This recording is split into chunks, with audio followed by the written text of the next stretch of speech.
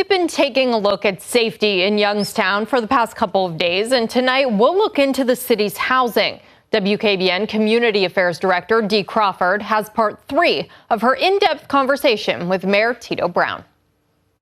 Continuing conversation in depth, looking at the city, we're going to talk a bit about the housing situation in the city of Youngstown and hopefully the challenges, Mayor, for 2024. Yeah, 2024, the housing, let me say this, that we've put about $18 million into housing out of our American Rescue Plan dollars.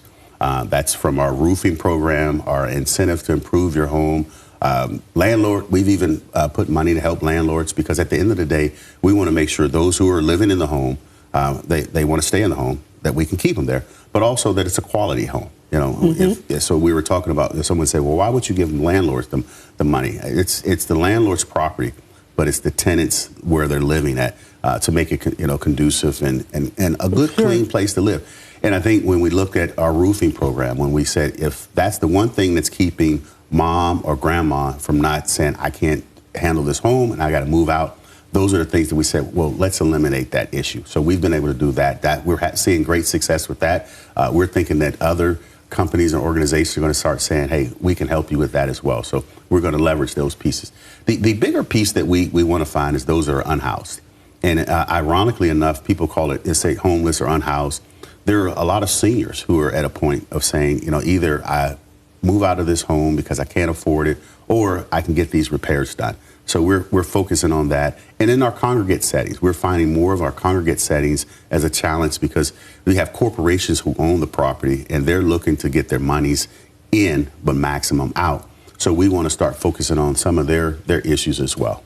There's so much going on, Mayor. There's no way we're going to cover it because I'm sitting here thinking, you're dealing now with an aging population and the impact that not only has on housing, on safety, on economic development, but also on cost of services because keeping them in their homes cheaper versus institutional or nursing placement, all these things. So I'm going to have another conversation with you so we can cover some of these things. So let's talk about challenge of 2024. The challenge of 2024 is really the capacity.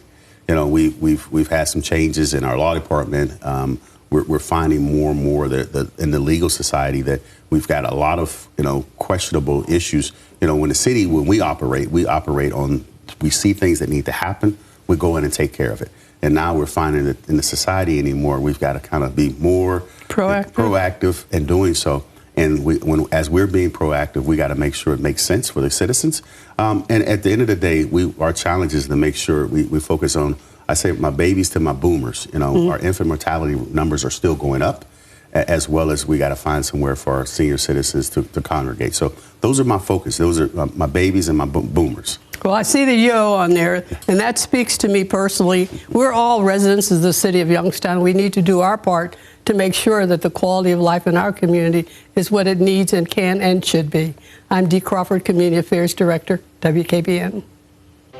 Hi, everyone. I'm Lindsay Watson. Thanks for watching the WKBN 27 First News YouTube channel. If you want more video news, subscribe to our channel. And don't forget to download the WKBN 27 First News app for breaking news alerts.